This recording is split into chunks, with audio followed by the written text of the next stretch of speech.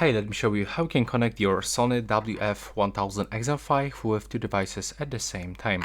So first of all, you have to connect this earbuds into your first device, and I just did it with my Android phone, this one, and you have to also connect them into the Sony Headphones application. If you don't know how to do this, you can actually find such a video on my YouTube channel.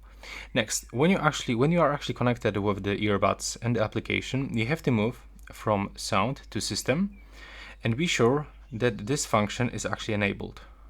Let me just reconnect. We have to just turn on the multipoint connection.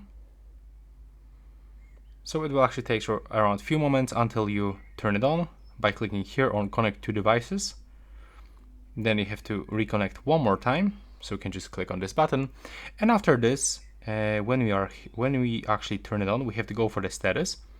Now click on the connected devices, and now as you can see, we have to actually connect with the second device. So how we can do this?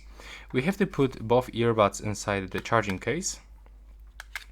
Now we have to keep that case open, and we have to click and hold this back button to enter for the pairing mode.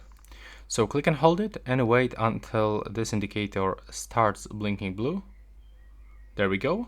Now it is blinking, so we have to release, keep that case open with the both earbuds inside, and move into the Bluetooth settings on the second device. So in my case, I'm just going for my Apple device, and I'm gonna connect this earbuds.